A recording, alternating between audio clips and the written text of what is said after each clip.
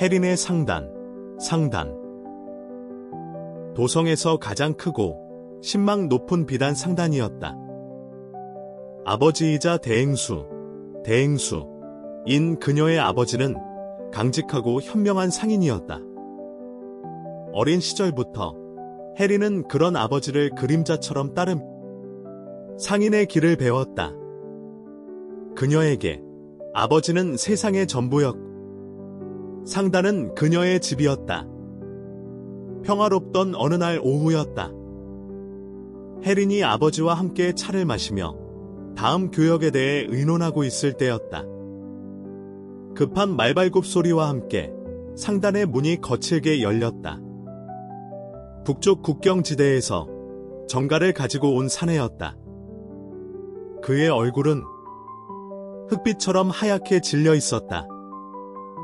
대행수님께서 북쪽 국경으로 가시던 길에 산사태를 만나 사내는 말을 끝맺지 못하고 고개를 숙였다. 쨍그라. 해린의 손에 들려있던 찻잔이 바닥으로 떨어져 산산조각이 났다. 세상의 모든 소리가 한순간에 멎었다. 아버지의 따뜻한 온기가 아직 그녀의 손끝에 남아있는 듯했다. 하지만 이제 그녀의 세상은 무너져 내리고 있었다.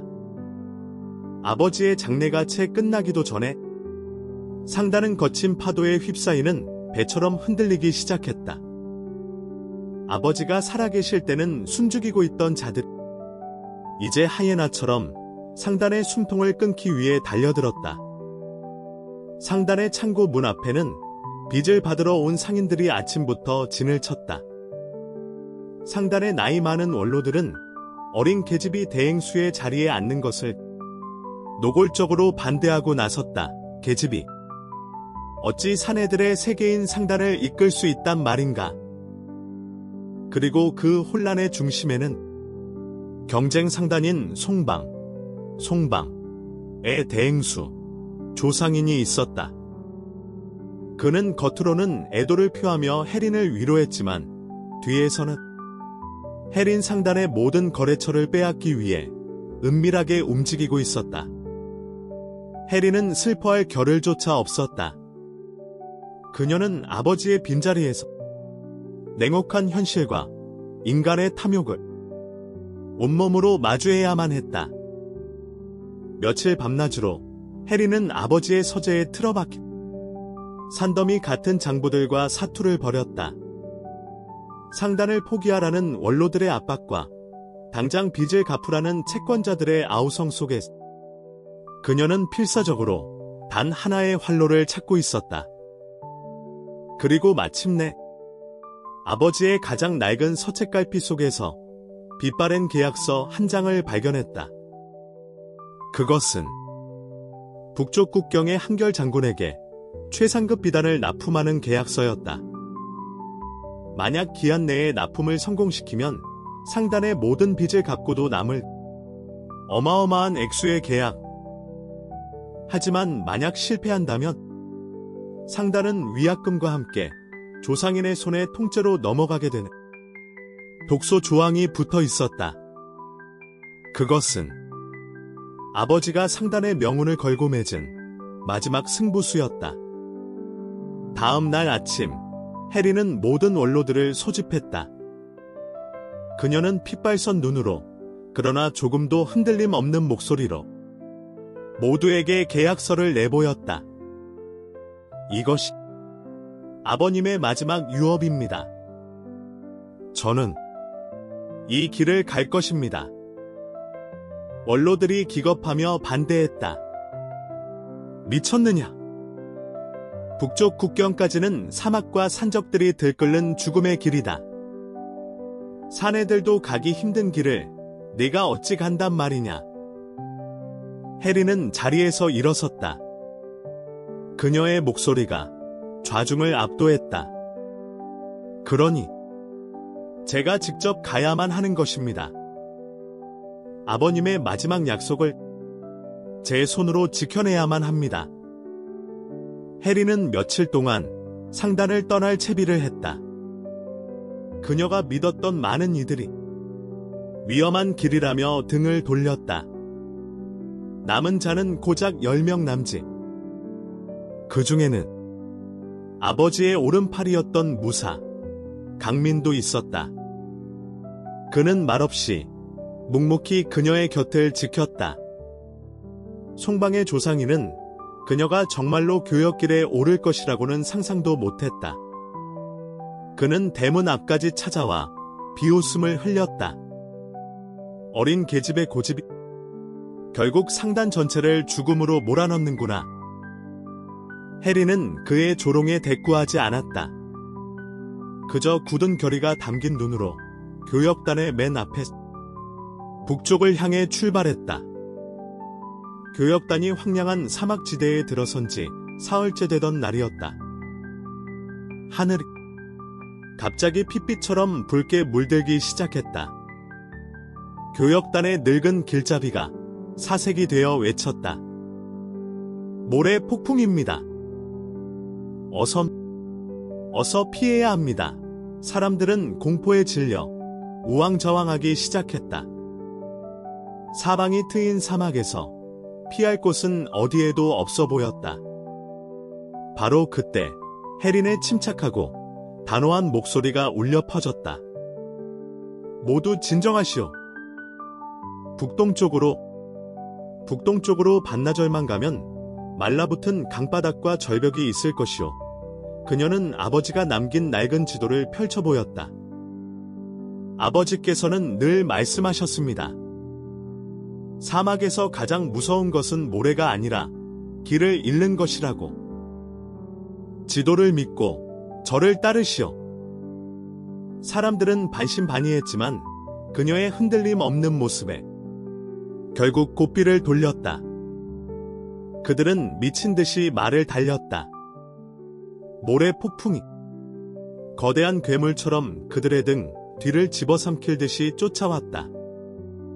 그리고 마침내 폭풍이 닿기 직전 그들의 눈앞에 거짓말처럼 거대한 절벽과 말라붙은 강바닥이 모습을 드러냈다.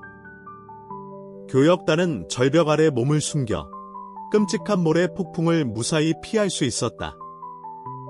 흙먼지 속에서 교역단의 사내들 해린을 다른 눈으로 보기 시작했다. 그녀는 더 이상 연약한 계집이 아니었다. 그들은 그녀의 안에서 죽은 대행수의 그림자를 그리고 새로운 지도자의 모습을 보았다. 사막을 무사히 건넌 교역단은 국경으로 향하는 마지막 관문인 깊은 숲길로 들어섰다. 며칠간의 긴장으로 지쳐있던 사람들은 잠시 안도의 한숨을 내쉬었다. 하지만 진짜 위험은 자연이 아닌 사람에게 있었다. 숲이 가장 깊어진 곳에서 수십 명의 산적들이 괴성을 지르며 사방에서 쏟아져 나왔다. 그들의 움직임은 오합지졸인 보통 산적들과는 달랐다. 잘 훈련된 군사들처럼 일사불란했다. 교역단은 순식간에 혼란에 빠졌다. 바로 그때 늘 해린의 곁을 지키던 강민이 칼을 뽑아들고 앞으로 나섰다. 그의 눈빛은 차가운 강철처럼 빛나고 있었다. 아가씨의 곁에서 한 발짝도 떨어지지 마십시오. 강민은 맹수처럼 싸웠다. 그의 칼이 휩쓸고 지나가는 곳마다 산적들이 비명을 지르며 쓰러졌다. 하지만 적의 수가 너무 많았다. 결국 교역단은 비단마차 한 대를 버려두고서야 겨우 포위망을 뚫고 도망칠 수 있었다. 밤이 깊어 한숨 돌릴 수 있게 되었을 때였다. 해리는 슬픔에 잠긴 사람들을 위로하며 침착하게 피해 상황을 살폈다. 그녀의 눈에 숲바닥에 떨어진 화살촉 하나가 들어왔다. 화살촉에는 아주 작게 소나무 한 그루가 새겨져 있었다. 그것은 경쟁 상단인 송방의 표식이었다. 해리는 화살촉을 든 채 주먹을 꽉 쥐었다. 손바닥으로 피가 배어 나왔다. 이것은 단순한 산적의 습격이 아니었다. 조상이니 비열한 함정이었다. 며칠 뒤 해린의 교역단은 마침내 북쪽 국경의 황량한 요새에 도착했다. 성벽은 높았고 병사들의 눈빛은 차가웠다. 해린은 약속대로 한결 장군, 이 아니라 이곳의 책임자인 오 장군을 만났다. 그는 아버지의 서신에서는 강직하고 의리 있는 군인이라 들었다. 하지만 그녀가 마주한 오 장군은 탐욕스럽고 교활한 눈빛을 가진 사내일 뿐이었다. 해리는 남은 비단을 그에게 보였다. 오 장군은 비단을 건성으로 훑어보더니 코웃음을 쳤다. 이것이 그대가 목숨을 걸고 가져온 비단이란 말이냐? 길 위에서 험하게 다룬 탓인지 빛깔이 모두 죽었구나. 이런 것을 어찌 군남 물품으로 쓸 수 있겠느냐? 그것은 명백한 트집이었다. 곁에 있던 강민이 분노를 참지 못하고 앞으로 나서려 했지만 해린이 눈짓으로 그를 막았다. 오 장군은 기름한 미소를 지으며 최후 통첩을 날렸다. 허나 그대의 딱한 사정을 보아 내가 미치고 사주도록 하지. 원래 약속했던 값 10분의 1 받든지 아니면 이 무거운 짐을 다시 끌고 빈손으로 돌아가든지 선택은 그대의 몫이다. 해린의 눈앞이 캄캄해졌다. 그녀는 조상인의 함정뿐만 아니라 더 거대한 부패의 덫에 제 발로 걸어 들어온 것이었다. 그날 이후 해린의 교역단은 요새 안의 허름한 객사에 발이 묶였다. 오 장군은 그들이 스스로 지쳐 나가 떨어지기만을 기다리고 있었다. 시간이 흐를수록 교역단의 물자는 바닥을 드러냈고 사람들의 얼굴에는 절망감이 번져갔다. 아가씨, 이대로는 모두 굶어 죽습니다. 차라리 저들과 싸우다 죽는 것이 낫겠습니다. 혈기왕성한 단원들이 울분을 토했지만 강민은 그들을 조용히 제지했다. 해리는 며칠 밤낮으로 방 안에 홀로 틀어박혀 있었다. 그녀는 아버지가 남긴 낡은 교역 일지들을 몇 번이고 다시 읽고 또 읽었다. 그녀의 얼굴은 핏기 없이 하얗게 질려 있었다. 그녀의 어깨를 짓누르는 것은 단순한 실패의 무게가 아니었다. 자신을 믿고 따라준 단원들의 목숨과 아버지의 모든 것이었던 상단의 운명이었다. 깊은 밤, 강민은 그녀의 방 창밖에서 아주 작은 흐느낌 소리를 들었다. 태어나서 처음으로 그는 늘 강인하기만 했던 그녀의 연약한 뒷모습을 보았다. 그는 주먹을 꽉 쥐었지만 아무 말 없이 그저 어둠 속에서 그녀를 지켜줄 뿐이었다. 다음 날 아침, 해리는 방문을 열고 밖으로 나왔다. 그녀의 눈은 퉁퉁 부어 있었지만 그 안에는 더 이상 절망이 아닌 서늘하고 날카로운 결의가 빛나고 있었다. 그녀는 강민과 믿을 수 있는 단원 몇 명을 조용히 불렀다. 우리에게 남은 길은 하나뿐입니다. 그녀는 아버지의 교역 일지 한 부분을 가리켰다. 그곳에는 오 장군이 북방의 여진족, 주어천, 상단에게도 부당한 거래를 강요하여 그들의 원성을 사고 있다는 내용이 적혀 있었다. 오 장군이 두려워하는 것은 조정이나 군법이 아닙니다. 그가 가장 두려워하는 것은 자신의 탐욕스러운 이권이 막히는 것입니다. 우리는 더 이상 군인이 아닌 상인의 방식으로 싸워야 합니다. 그녀는 밤을 틈타 요새를 몰래 빠져나갈 계획을 세웠다. 요새 밤, 여진족 상단이 머무는 곳으로 직접 찾아가 그들과의 담판을 짓기 위해서였다. 그것은 발각되는 즉시 반역죄로 몰릴 수 있는 목숨을 건 도박이었다. 강민이 걱정스러운 얼굴로 그녀를 막아섰다. 아가씨, 너무 위험합니다. 차라리 제가...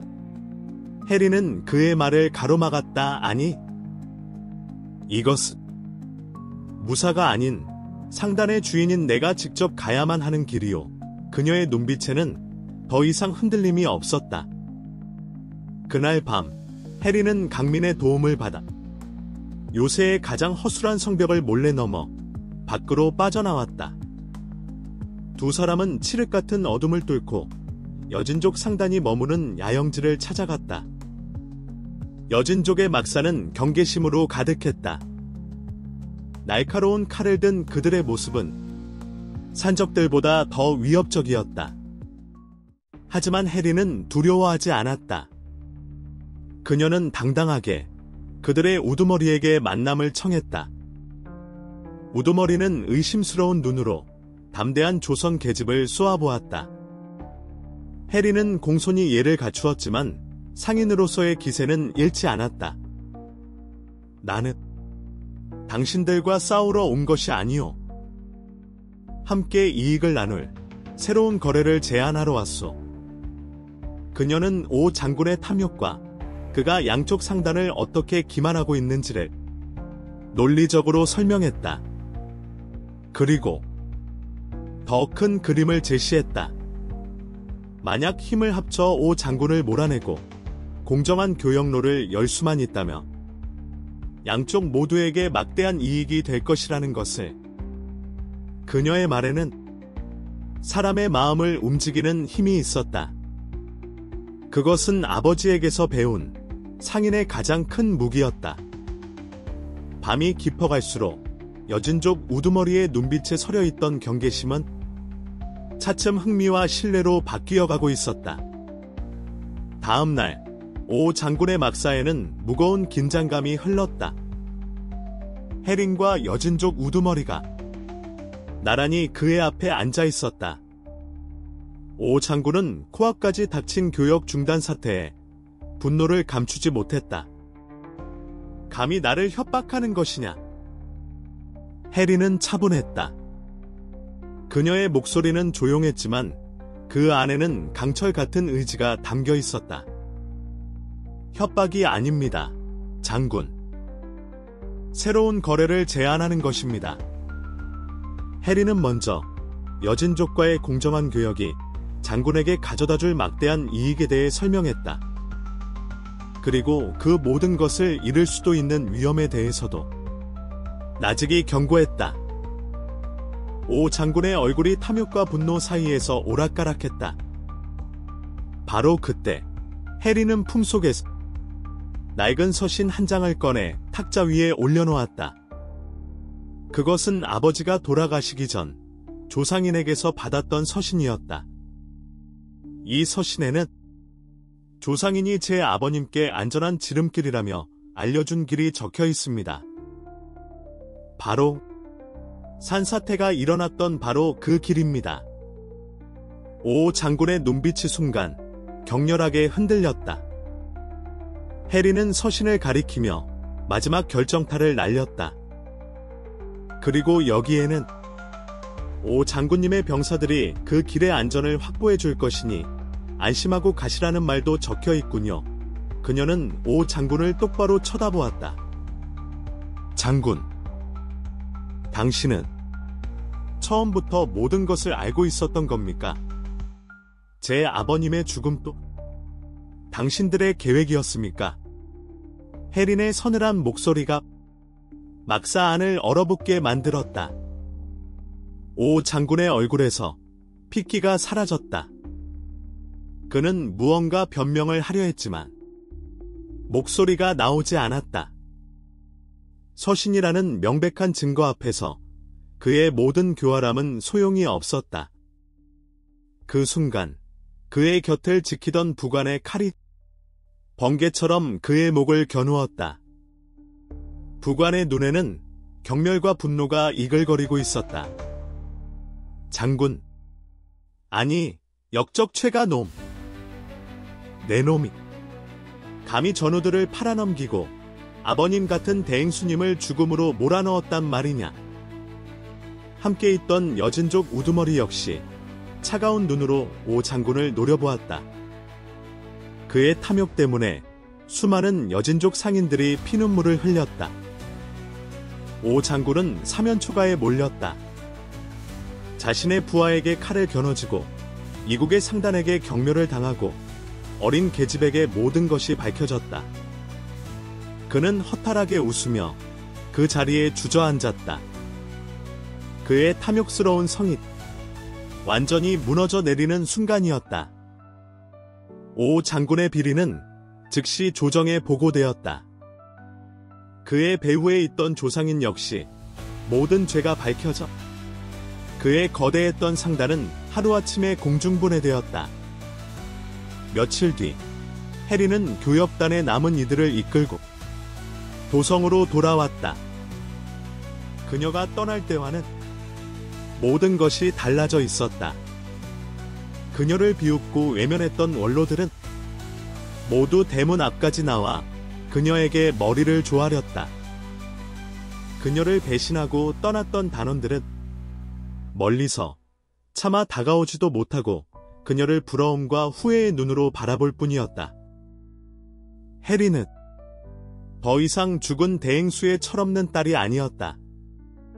그녀는 죽음의 길을 건너 상단을 구해내 진정한 주인, 새로운 대행수였다. 며칠 후 상단의 대청에서는 새로운 대행수를 추대하는 자리가 열렸다. 모든 단원들과 원로들이 모인 앞에서 해리는 아버지의 이름이 새겨진 대행수의 인장, 강민의 손을 통해 건네받았다. 그녀가 인장을 높이 들어 올리자 모두가 일제히 머리를 숙이며 외쳤다. 대행수님을 뵙습니다. 그 우렁찬 목소리는 도성 전체에 울려 퍼지는 듯했다. 그것은 단순히 새로운 주인을 맞이하는 인사가 아니었다. 고정관념과 멸시를 이겨내고 스스로 운명을 개척한 한 젊은 여성 지도자에 대한 진심 어린 존경의 외침이었다. 해리는 눈을 감고 잠시 아버지의 마지막 모습을 떠올렸다. 그리고 눈을 떴을 때 그녀의 눈빛에는 더 이상 어린 소녀의 슬픔이 아닌 거대한 상단을 이끌어야 하는 지도자의 깊고 강한 빛이 자리 잡고 있었다. 몇 달 뒤, 해리는 상단이 내려다 보이는 높은 언덕 위에 서 있었다. 그녀의 발 아래에서는 새로운 비단을 싣고 북쪽으로 떠나는 교역단의 긴 행렬이 끝없이 이어지고 있었다. 아버지의 죽음으로 멈춰버렸던 비단길. 그녀의 손에 의해 다시 활짝 열린 것이었다. 그녀의 곁에는 강민이 묵묵히 서 있었다. 그의 눈빛은 더 이상 주인을 향한 충성이 아니었다. 같은 길을 걷는 동반자를 향한 깊고 단단한 신뢰였다. 시원한 바람이 해린의 옷자락을 가볍게 스치고 지나갔다. 그녀는 더 이상 아버지의 그늘 아래 있던 어린 딸이 아니었다. 스스로의 힘으로 폭풍우를 뚫고 새로운 시대를 연 진정한 대행수 해린이었다. 그녀의 시선은 이제 저 멀리 지평선 너머 더 넓은 세상을 향하고 있었다.